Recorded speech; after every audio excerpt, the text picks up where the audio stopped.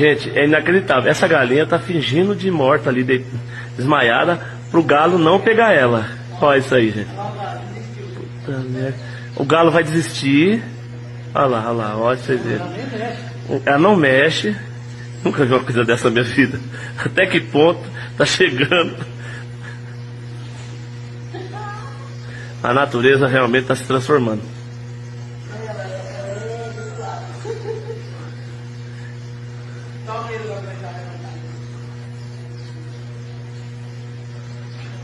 Gente, eu não acredito numa coisa dessa. Ela tá fingindo de morta, gente.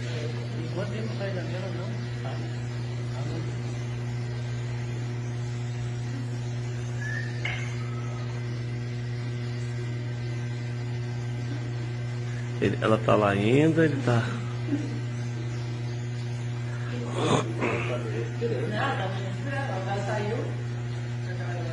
Lá, o galo saiu. Tá vendo? Essa é a vida no campo. Olha esse cara mesmo, ó. Aí eu tenho isso hoje.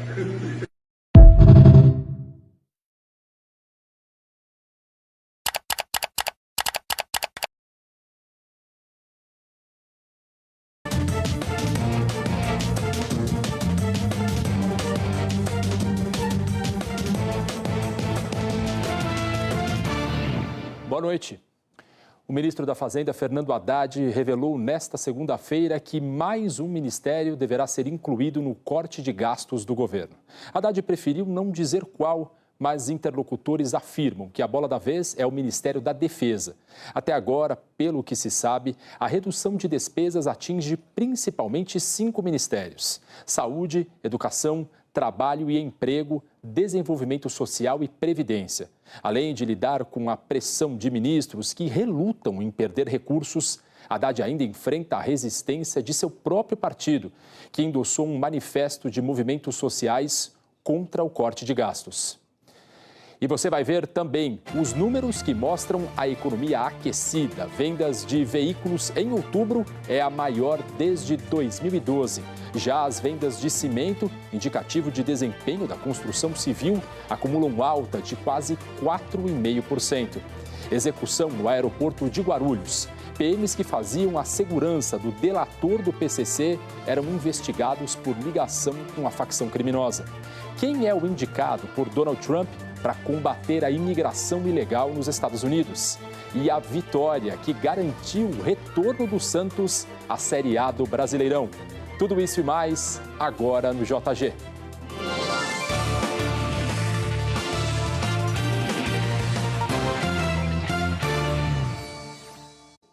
A gente começa o JG de hoje com a investigação do assassinato do delator do PCC no aeroporto de Guarulhos. Hoje a Secretaria da Segurança Pública de São Paulo deu detalhes do que já se sabe até agora. Os PMs que faziam a segurança particular de Vinícius Gritzbach já eram investigados por supostas ligações com a facção criminosa. A Patrícia Falkowski acompanha esse caso desde sexta-feira e traz novidades, os desdobramentos para a gente ao vivo.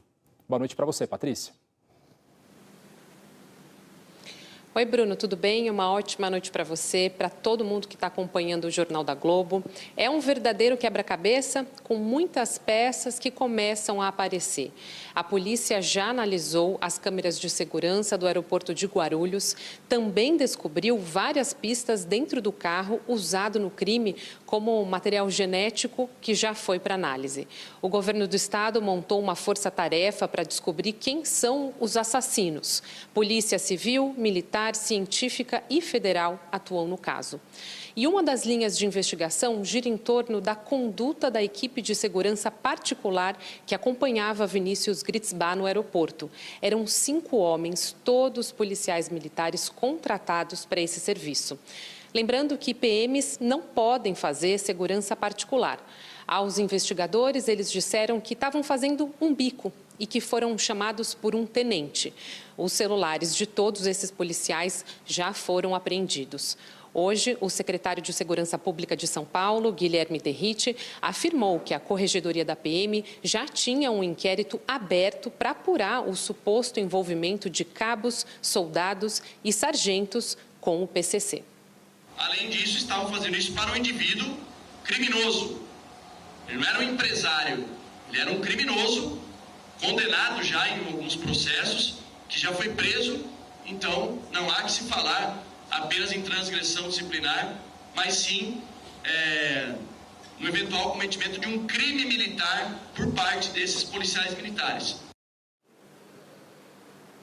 E outra informação da Secretaria de Segurança Pública que foi confirmada hoje é que Vinícius Gritzbach denunciou policiais civis por extorsão à Corregedoria 8 dias antes de ser executado. No dia 31 de outubro, ele participou de uma reunião e deu o nome dos agentes que ele denunciava. Perguntado se policiais civis são suspeitos de participar da morte do delator do PCC, o secretário de Segurança disse que, por enquanto, não. Até o momento, não. A gente não descarta essa possibilidade, que é o mais importante falar isso. A gente não descarta nenhuma possibilidade, na verdade. Até porque ele delatou uns policiais civis na própria Corregedoria da Polícia Civil, que foi desdobramento da delação dele no Ministério Público. Então, a gente não descarta, mas não tem nenhum indício por hora da participação ali na execução do Vinícius na saída do aeroporto. Patrícia, a Polícia Federal também já pediu informações sobre quem estava no avião que trouxe Vinícius e a namorada de Maceió para São Paulo, não é isso? É isso mesmo, Bruno. Inclusive, a PF já sabe, como você estava dizendo, que dentro desse avião ele estava acompanhado da namorada e também de um funcionário e ainda um segurança.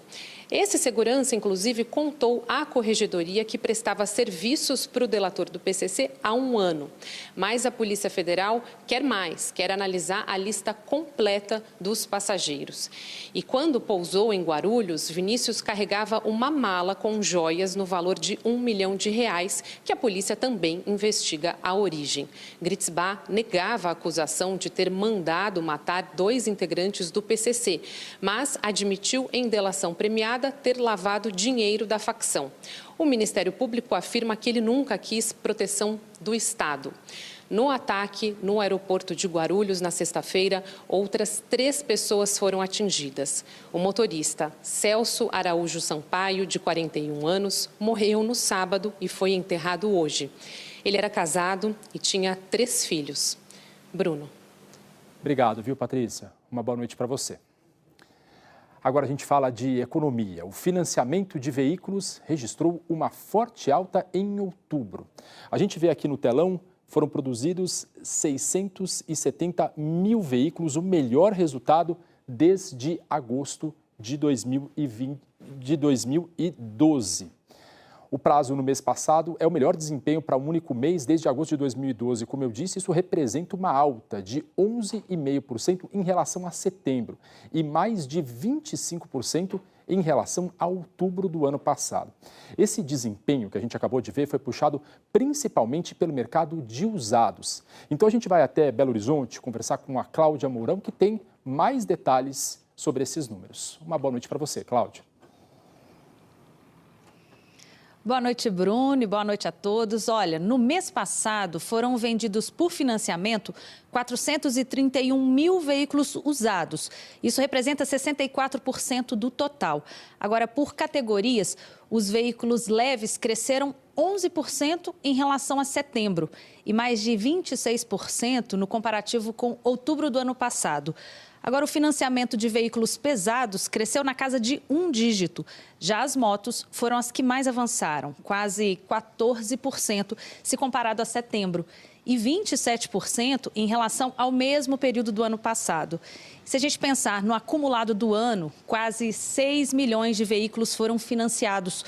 O número representa alta de quase 23% em relação ao mesmo período de 2023.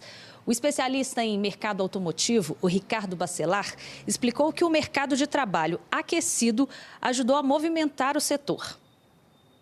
O nível de pessoas trabalhando ativas no mercado aumentou consideravelmente nos últimos tempos, principalmente esse ano. A concessão de crédito aumentou, a disposição das entidades financeiras em conceder crédito, ela está bem alta. Bom, Ricardo Bacelar acredita também que, apesar desse cenário, o financiamento poderia ser ainda maior. Hoje, as vendas a prazo não chegam a 50% do total. Um patamar de financiamento muito abaixo do que era praticado antes da pandemia. Isso, gente, culpa dos juros altos. Bacelar diz que, apesar da Selic, as instituições financeiras têm espaço para melhorar ainda mais as taxas. A taxa de inadimplência está muito baixa, muito confortável. Eles têm, sim, espaço para reduzir o spread e, com isso, você fazer com que mais pessoas topem financiar a compra de um automóvel. Também. Obrigado pelas suas informações, Cláudia. Uma boa noite para você. Outro setor que também registrou alta em outubro é o da venda de cimentos. Foram 5,9 milhões de toneladas em outubro, um aumento de 9% em relação ao mesmo mês do ano passado. No acumulado do ano, foram 54,7 milhões de toneladas vendidas de janeiro a outubro. Isso significa uma alta de 4,3% em relação ao ano anterior. Essa alta foi puxada principalmente pelo setor da construção civil, que está aquecido. Ao vivo, do Rio de Janeiro, o Rogério Coutinho explica para a gente mais detalhes sobre todos esses números. Boa noite, Rogério. Oi, Bruno, muito boa noite a todos com a gente aqui no Jornal da Globo. Olha só, logo de imediato você chega à conclusão que se a venda de cimento está aquecida, isso significa que tem muita obra acontecendo. A construção civil é responsável hoje por 75% do consumo de cimento no Brasil. Esse número é do Sindicato Nacional da Indústria do Cimento. Depois de 2 anos seguidos de crise, em 2022 e 2023, o setor conseguiu se recuperar esse ano. Resultado principalmente do programa Minha Casa Minha Vida, do governo federal, que aqueceu a demanda por projetos de habitação. Outros destaques são as obras de rodovias e avenidas. Mas também existem preocupações se o bom desempenho será mantido nos próximos meses. O Sindicato Nacional da Indústria do Cimento diz que há um moderado otimismo com o atual momento e destaca 3 pontos da economia brasileira que provocam cautela. 1. A situação fiscal do país, o debate sobre o corte de gastos nas contas do governo. A taxa de juros alta, com tendência de novas elevações. E as mudanças nas regras de financiamento habitacional pela Caixa, que dificultaram o acesso ao crédito diante da grande demanda. Segundo o sindicato, esses fatores podem comprometer o mercado da construção civil. Há uma efetiva competição entre o ativo imobiliário e o ativo financeiro, pelo bolso do consumidor, do cidadão. Então, isso nos preocupa profundamente, além da questão do endividamento da família brasileira, que compromete o desenvolvimento do mercado de consumo de cimento e, mais que isso, o que a gente chama de autoconstrução, que são as reformas e a construção feita a partir de maneira artesanal, eu diria assim. Bruno, essa forte demanda por matéria-prima já está pressionando os preços. O INCC, Índice Nacional do Custo da Construção Civil, está acumulado em quase 6%, acima da inflação oficial. Apesar desses temores, o setor espera fechar esse ano em crescimento, com venda de 64 milhões de toneladas do produto de cimento, conforme a tendência que a gente vê até outubro. Para 2025, a expectativa é de um crescimento moderado, Bruno. Tá certo, Rogério. Muito obrigado. Boa noite e bom descanso para você.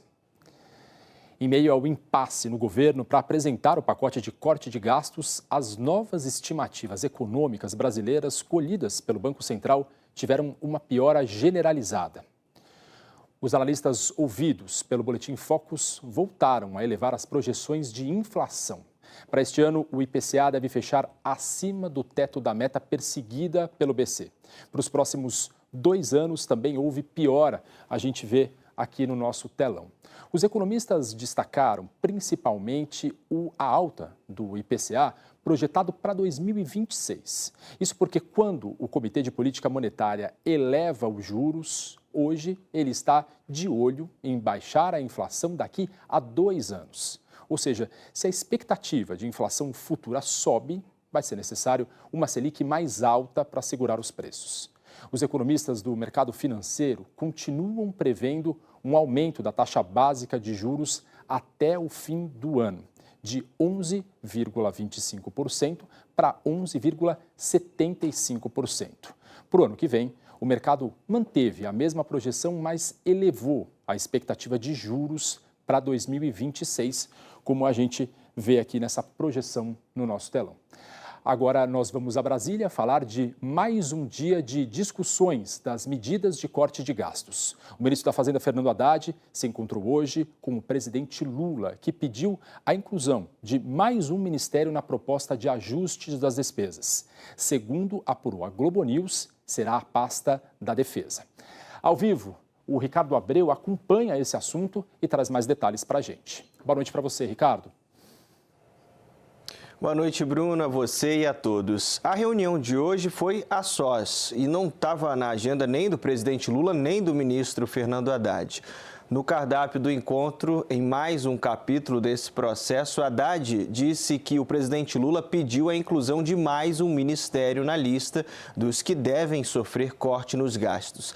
A gente vem contando aqui, sobre a resistência de ministros que podem ser impactados pela medida, em especial as pastas da Previdência, do Desenvolvimento Social e do Trabalho.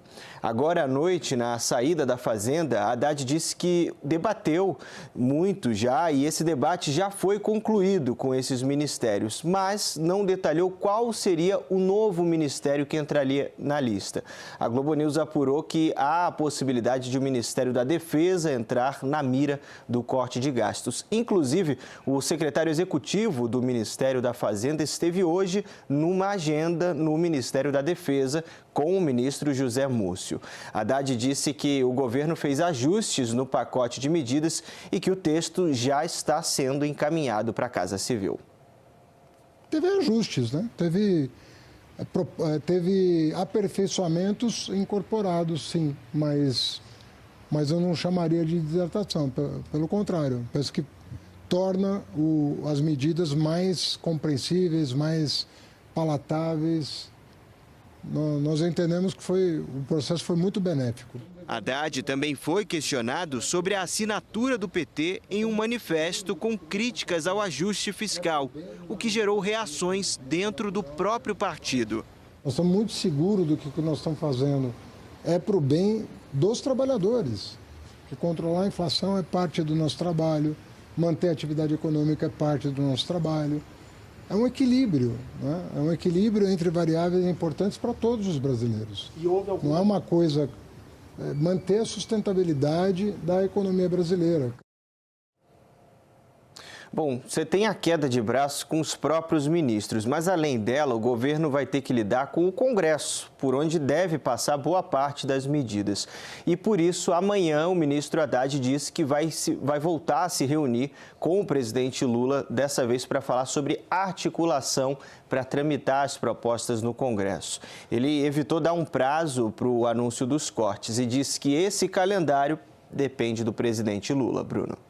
Tá certo, Ricardo. Eu vou te pedir um instantinho, porque eu quero chamar aqui para a nossa conversa o Bruno Caraza, que conversa com a gente ao vivo, lá de Belo Horizonte. Bruno, vou te chamar aqui para a conversa, uma boa noite para você, porque enquanto a equipe econômica parece empenhada em atacar os gastos pelas despesas, enfrenta uma pressão do próprio partido que se mostra contrário a essas medidas. Queria que você analisasse esse cenário para a gente. Boa noite. Boa noite, Bruno. Boa noite para você que está com a gente. Pois é, Xará. esse bombardeio que o ministro Haddad está recebendo aí nos últimos dias só demonstra a necessidade que ele tem, e toda a equipe econômica, inclusive a ministra Simone Tebet, de melhorar a comunicação para convencer tanto a ala política do governo, quanto o presidente Lula, quanto a própria sociedade da necessidade desse ajuste fiscal pelo lado da despesa. A gente sabe que desde o início do governo, o ministro Haddad conduziu aí uma tentativa de ajustar as contas públicas pelo lado da receita, corrigindo distorções tributárias, mas isso não foi suficiente e aí nos últimos meses a equipe econômica está se debruçando aí pelos números e tentando indicar onde as possíveis fontes para a economia de recursos. É bom frisar que o objetivo da equipe econômica do governo não é cortar benefícios fiscais, cortar programas governamentais,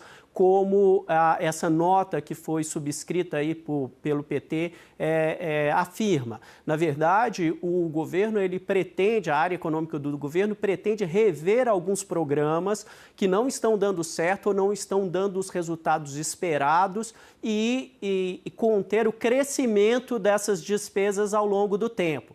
Um dos exemplos que a gente pode citar é o caso da educação. A gente está vendo aí que o número de matrículas na educação básica, nas escolas públicas brasileiras, vem caindo nos últimos tempos, caíram aí quase 20% o número de matrículas, em função da mudança demográfica na sociedade. Tem nascido menos pessoas, menos crianças nas escolas, e mesmo assim o governo tem ampliado muito o volume de recursos que ele transfere para estados e municípios investirem na educação básica. A gente vê aí que desde a criação do Fundeb, esse programa já foi multiplicado mais de 9 vezes e os resultados da educação ainda deixam muito a desejar em termos de qualidade. Então, o governo está pensando em fórmulas de aprimorar esse modelo para atingir melhores resultados e também gerar economia de recursos.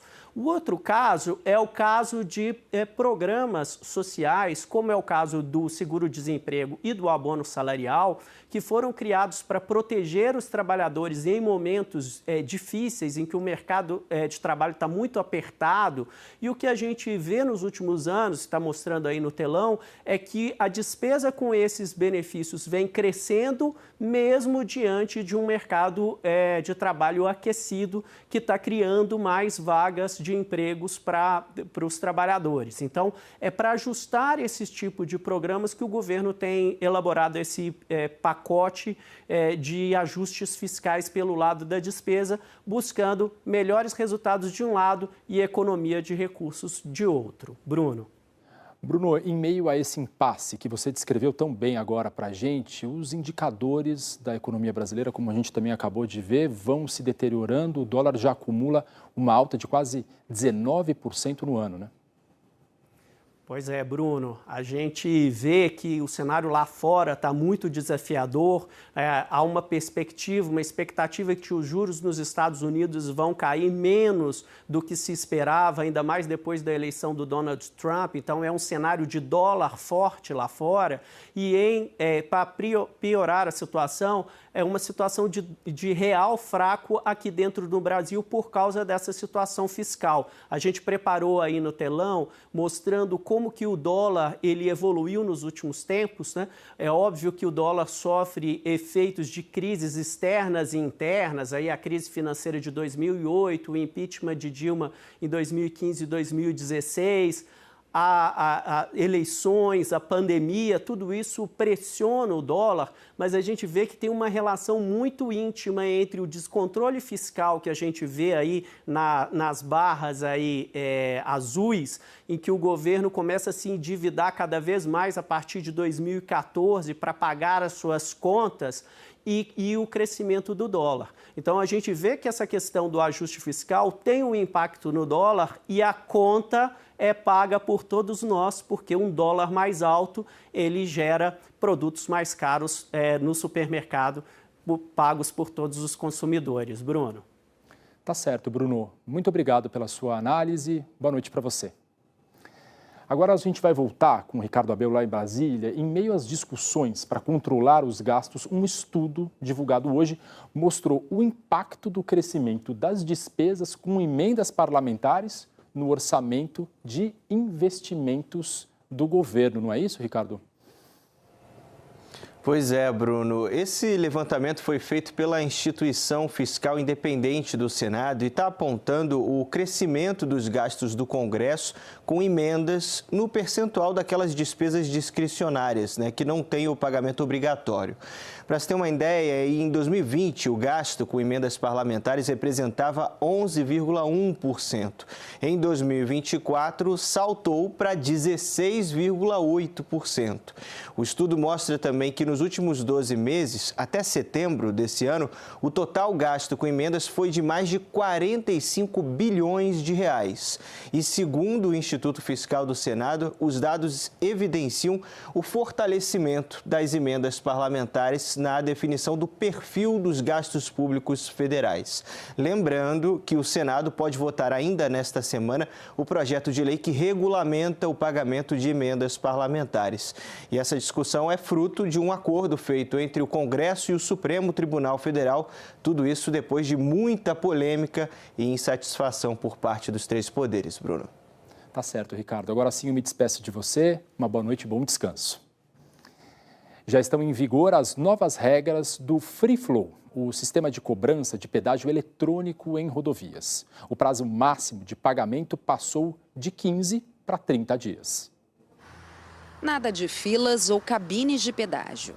Basta seguir viagem e pagar a conta depois. Esse é o chamado pedágio Free Flow, que já está em funcionamento em rodovias de 4 estados do país.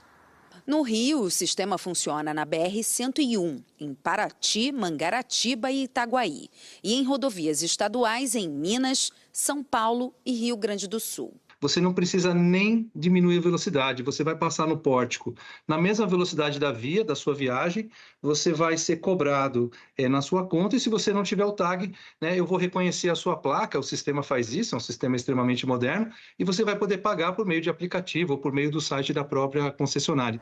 Os primeiros pedágios Free Flow começaram a ser implantados no Brasil no fim do ano passado e ganharam novas regras publicadas pelo Conselho Nacional de Trânsito, o CONTRAN. Uma das principais mudanças tem a ver com o prazo para pagar o pedágio. Antes, eram 15 dias. Agora, os motoristas passam a ter até 30 dias para fazer o pagamento, depois de passar pelo local. O Rodrigo acha que é uma boa medida.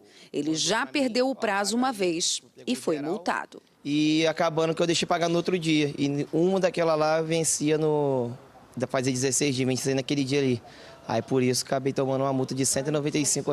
Alguns motoristas também reclamam de cobranças indevidas. Dá problema esse modelo aí, porque às vezes a gente passa, paga, e às vezes não passa também, paga. De acordo com as novas normas, os usuários também vão poder contestar o valor cobrado. A resolução prevê ainda a centralização das informações em um banco de dados nacional que está sendo criado. Para a Secretaria Nacional de Trânsito, as mudanças vão facilitar a vida dos motoristas. Toda nova resolução foi pensada de forma a proteger o cidadão, lhe dando garantia de transparência, maior informação para pagamento e também informação de que ele está entrando numa via pedagiada, quando a gente também está determinando a uniformização da sinalização e usando essa denominação, que é muito mais clara para o cidadão, de pedágio eletrônico, já que o nome em inglês pode levar a uma confusão. A Secretaria Nacional de Trânsito informou que será publicada até o fim do ano outra portaria com detalhes técnicos para a integração nacional do sistema de pagamento. Ainda hoje tem o Peixe de volta à Série A do Brasileirão. Já no próximo bloco, Donald Trump anuncia nome linha dura para combater imigração ilegal nos Estados Unidos.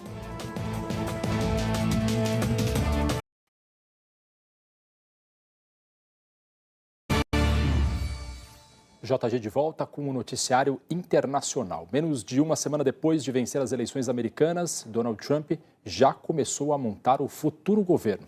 Então a gente vai ao vivo até Washington conversar com a Raquel Krahenbuhl, que acompanha tudo o que acontece pelos Estados Unidos. Boa noite para você, Raquel. Oi, Bruno, boa noite a você, a todos. Donald Trump prometeu que no dia 1 de governo ele vai começar o maior programa de deportação da história dos Estados Unidos. E hoje, então, ele tomou o primeiro passo para isso acontecer. Ele criou, Bruno, o cargo de czar da fronteira e colocou o Tom Homan, que é ex-diretor da Polícia de Imigração, para liderar essa missão. Nesse anúncio, Trump explicou que ele vai controlar as fronteiras e deportar todos os imigrantes ilegais. Homan foi um dos arquitetos do polêmico programa que separou crianças das famílias na fronteira durante o primeiro governo Trump. Ele já disse que os milhões de imigrantes ilegais aqui nos Estados Unidos devem começar a fazer as malas agora. Trump também anunciou, Bruno, o nome de Lee Zeldin para o comando da Agência de Proteção Ambiental Americana. Ele vai ajudar a cumprir a promessa de reverter regulações climáticas do governo Biden e também de começar a permitir a permissão da perfuração de petróleo nos Estados Unidos já no primeiro dia da presidência. O ex-deputado tem pouca experiência em políticas ambientais, mas ele afirmou hoje que ele quer restaurar a dominância do país no setor de energia e revitalizar a indústria automobilística. Trump também começou hoje a moldar o time da política externa com foco na política isolacionista dos Estados Unidos, em primeiro lugar. Elise Stefanik foi nomeada embaixadora dos Estados Unidos na ONU. Trump disse que era uma grande combatente do movimento America First. A deputada foi a primeira congressista a endossar Trump e tem sido defensora feroz dele. Ela é presidente do Partido Republicano na Câmara, atua nas comissões de serviços armados e de inteligência da Câmara, mas não tem também experiência em política externa. Agora à noite, mais 2 nomes ganharam força na escolha de Trump para os principais cargos da política externa: o senador da Flórida, Marco Rubio, para o cargo de secretário de Estado, e o deputado Mike Waltz, também da Flórida, para assessor de segurança nacional do presidente. Eles são grandes críticos dos governos da China, de Cuba e da Venezuela. Rubio, que pode ser o primeiro chefe da diplomacia americana latino, já criticou a política externa do governo brasileiro. A gente vai acompanhar. Bruno. Muito obrigado, viu, Raquel? Boa noite para você. Começou hoje no Azerbaijão a Conferência do Clima da ONU, onde governos de todos os continentes vão discutir como limitar e enfrentar as mudanças climáticas. A reportagem é dos enviados especiais Rodrigo Carvalho e Ró Salinas. É a COP das ausências. Num momento tão importante, com a crise climática ardendo na nossa frente, os líderes dos maiores poluidores do mundo não vieram para o Azerbaijão, Estados Unidos e China. Mostra uma fragilidade no processo de discussões, no multilateralismo e nos acordos que foram firmados já desde o Acordo de Paris, ou seja, ano que vem a gente faz 10 anos do Acordo de Paris, e a ausência desses líderes mostra uma fragilidade nesse processo de negociação, onde nós não sabemos exatamente o final. A vitória de Donald Trump contribui para o clima de incerteza. Ele é uma espécie de ausência confirmada para as próximas COPs. No primeiro mandato, Trump abandonou o Acordo de Paris e promete fazer isso de novo. Na delegação americana aqui na COP29, o enviado especial do governo Joe Biden para o clima, John Podesta, garantiu que o trabalho dos Estados Unidos vai continuar. Nas próximas 2 semanas, sentados sobre o petróleo do Azerbaijão, quase 200 países se reúnem para discutir a crise climática. Tudo sob o comando de Mukhtar Babayev. O presidente dessa COP é ex-diretor da estatal petrolífera aqui do Azerbaijão. Hoje ele é ministro da Ecologia e de Recursos Naturais. Se por um lado muitos criticam a realização de um evento desse num país produtor de petróleo, outros argumentam que isso é importante porque provoca, faz o debate rodar, é parte do jogo político. De uma forma ou de outra, o momento, mais do que nunca, pede ação. Nessa segunda-feira, a ONU afirmou que 2024 deve bater mais um recorde histórico de calor, o ano mais quente já registrado. Os cientistas vêm chamando a atenção de que os eventos extremos estão cada vez mais frequentes e intensos. Your Excellencies. A principal discussão nessa COP29 é o chamado financiamento climático. O dinheiro que os países ricos, que se desenvolveram queimando combustíveis fósseis como se não houvesse amanhã, se comprometeram a repassar para os mais pobres, os que mais sofrem com a crise climática. 100 bilhões de dólares por ano. Agora, com a situação se agravando, a meta proposta pelos países é de que o valor alcance $1 trilhão até 2035. Mas essa é a COP das ausências, inclusive na delegação brasileira. O presidente Lula não veio para a Conferência do Clima aqui no Azerbaijão por recomendação médica, depois do acidente doméstico que ele sofreu mês passado. O vice Geraldo Alckmin vai representar o Brasil e tem uma série de reuniões agendadas, inclusive sobre a próxima COP, ano que vem, em Belém do Pará. Líderes europeus se reuniram para discutir e demonstrar apoio à Ucrânia diante das incertezas sobre o papel dos Estados Unidos no conflito após a vitória de Donald Trump. A Força Aérea Ucraniana colocou o país em alerta máximo. Temendo um ataque em larga escala, o governo fez cortes de energia e orientou a população a buscar abrigo. Na capital, Kiev, muita gente ficou em estações de metrô. O temor não se confirmou. Enquanto isso, a Ucrânia também se esforça para reforçar a frente no leste e se prepara para enfrentar um grande ataque no sul, o que, segundo militares, pode vir em questão de dias. Segundo analistas, no mês passado, a Rússia registrou os maiores ganhos desde o início da guerra. Mas o chefe do Estado-Maior do Reino Unido ressaltou que a Rússia teve também as maiores baixas desde 2022. 1.500 soldados russos por dia, entre mortos e feridos. Em um mês, mais de 45 mil militares russos fora de combate, o equivalente a mais da metade do exército britânico. O momento é crítico para o maior conflito em solo europeu desde a Segunda Guerra Mundial. Durante a campanha nos Estados Unidos, Donald Trump disse que, se eleito, poderia trazer paz à Ucrânia em 24 horas, sem dar detalhes. Agora, líderes europeus se perguntam o que vem pela frente, enquanto tentam se articular. Vemos certo nervosismo e várias preocupações, disse o porta-voz do Kremlin. Dmitry Peskov negou relatos de que Trump tenha falado com o presidente russo Vladimir Putin nos últimos dias. Isso é completamente falso, pura ficção, afirmou. Questionado sobre relatos de que o primeiro-ministro britânico e o presidente francês querem convencer o atual presidente americano Joe Biden a permitir que a Ucrânia dispare mísseis contra a Rússia, Peskov afirmou: nada pode ser descartado. Neste domingo, a França anunciou o envio de um novo lote de mísseis de longo alcance para a Ucrânia. Nesta segunda, o francês Emmanuel Macron e o britânico Keir Starmer discutiram a situação da Ucrânia nos bastidores da cerimônia para marcar o aniversário do Dia do Armistício, que encerrou a Primeira Guerra Mundial em 1918.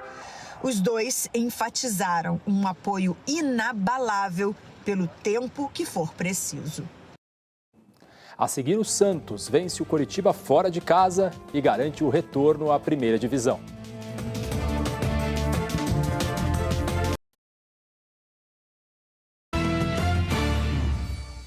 Estamos de volta com o nosso bate-papo esportivo. Boa noite, Renato Cury. Tudo bem, Bruno? Boa noite. Tudo certo. Cury, vamos começar falando da final da Copa do Brasil. O Flamengo foi campeão. Agora, a gente tem que falar daquelas cenas de violência que vieram da arquibancada lá de Minas Gerais. Isso vai ter desdobramento, né, Cury? Vai ter, Bruno. Na vitória por 1-0 do Flamengo ontem, né, sobre o Atlético Mineiro, bombas foram arremessadas pela torcida e uma delas, lamentavelmente, atingiu um fotógrafo que ficou ferido. E aí, hoje à noite, a Procuradoria do STJD pediu a interdição do estádio do Atlético Mineiro por causa desses atos de violência na decisão da Copa do Brasil. O Atlético Mineiro foi denunciado em 2 artigos do Código Brasileiro de Justiça Desportiva e pode perder o mando de campo por até 10 partidas, além de ser punido com multa de até R$200 mil.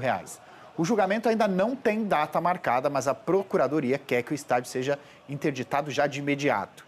Na denúncia, os procuradores citam o arremesso de 4 bombas no gramado, o laser apontado nos olhos do goleiro Rossi do Flamengo ao longo do jogo e também a tentativa de invasão por parte de alguns torcedores. A gente vê imagens aí do fotógrafo que ficou ferido, né? Segundo os procuradores, esses fatos que a gente citou agora corroboram a ideia da incapacidade da organização, no caso, organização do Atlético Mineiro, o clube mandante, em garantir a segurança da partida. A Polícia Civil de Minas Gerais abriu inquérito para apurar quem atirou a bomba que atingiu o fotógrafo. Em nota, o Atlético Mineiro diz que vai oferecer toda a assistência possível ao fotógrafo que ficou ferido e que vai colaborar com a identificação dos culpados. Bruno. Uns dias atrás a gente falou da violência de torcedores do Palmeiras contra torcedores do Cruzeiro, agora isso é lamentável. Né? É triste que a gente continue vendo esse tipo de cena, Bruno. Vamos falar de bola rolando? Vamos embora. Ainda faltam 2 rodadas para o fim da Série B do Brasileirão, mas o Santos ganhou fora de casa e garantiu o retorno à Série A do Brasileirão. Está de volta ao lugar onde pertence. O Santos confirmou o acesso agora há pouco, depois da vitória por 2-0 sobre o Curitiba, fora de casa. Vamos dar uma olhada nos gols dessa partida. Passe do Juliano, o Wendel, de esquerda, fez 1-0 para o Santos. Detalhe, o Santos vai voltar a usar a camisa 10, que não usou durante essa temporada, enquanto a gente vê o belíssimo gol do Otero, como bate bem na bola o venezuelano. Vitória do Santos por 2-0, né? O Santos vai voltar a usar a camisa de número 10, como eu disse anteriormente, os jogadores fazendo festa, porque entenderam que durante a Série B, a 10 que foi de Pelé, deveria ser guardada nos armários por esse período. Depois da vitória que garantiu o acesso, Bruno, o zagueiro João Basso falou sobre o retorno à Série A e a missão cumprida. Desde o dia 6 de dezembro do ano passado, o foco de todo mundo era trazer o Santos de volta à elite. O Santos merece estar na elite, o Santos merece estar na Série A e a Série A precisa do Santos, precisa da grandeza do clube. Então, cara, agora é comemorar e pra torcida, cara, acabou o sofrimento, a gente tá de volta. Acabou o sofrimento. Vamos dar uma olhada então na tabela como é que ficou. Queria destacar o seguinte, Bruno, nos 3 primeiros colocados são 3 clubes paulistas, Santos, Mirassol e Novo Horizontino, ali com o Sport na 4ª colocação. Esse é o G4. No Z4, destaque também para 3 clubes paulistas correndo risco de cair. Ponte Preta e Guarani, de Campinas, e o Ituano, de Itu, aqui no interior de São Paulo. Curi, agora a seleção brasileira, que entra em campo quinta-feira pelas eliminatórias da Copa. Exatamente, ó. Quinta-feira contra a Venezuela, essa partida é lá na Venezuela e depois no dia 19 contra o Uruguai. O Dorival Júnior comandou o treino da seleção em Belém, no Pará, e deu início à preparação do time que enfrenta a Venezuela na próxima quinta-feira. A seleção brasileira começou a preparação para os 2 jogos das eliminatórias nessa data FIFA aqui em Belém, a capital do Pará, e foi uma escolha por logística. É que o Brasil enfrenta na quinta-feira na Venezuela o time da casa na cidade de Maturim e depois viaja direto para Salvador quando recebe o Uruguai. Tem tudo para ser uma data FIFA muito importante, porque o Brasil voltou a respirar nas eliminatórias, venceu as 2 últimas partidas contra o Chile fora de casa e contra a seleção do Peru em Brasília, subiu na tabela, está na 4ª posição, empatado com os uruguaios. O técnico Dorival Júnior perdeu nesse fim de semana 2 jogadores que possivelmente seriam titulares, o atacante Rodrigo do Real Madrid e o Éder Militão, que também atua na equipe merengue. Os 2 machucados foram substituídos pelo Gabriel Martinelli do Arsenal e pelo Léo Ortiz do Flamengo, que acabou de ser campeão na Copa do Brasil. Então a seleção brasileira, para valer mesmo, vai fazer 2 treinos nessa terça-feira e na 4ª, antes de viajar. É uma estadia curta aqui em Belém, mas é claro, espera aproveitar o calor dos torcedores, que sempre recebem muito bem o time por aqui, para ir para a Venezuela energizado e quem sabe em busca de mais uma vitória. Volto com vocês. Amanhã a gente atualiza. É claro. Valeu, Curi. Obrigado. Valeu, Bruno. Boa noite. Você pode assistir a programação da Globo ao vivo de graça no Globoplay. O Jornal da Globo fica por aqui. A seguir tem conversa com Bial e outras notícias no Hora 1. Boa noite para você. Até amanhã.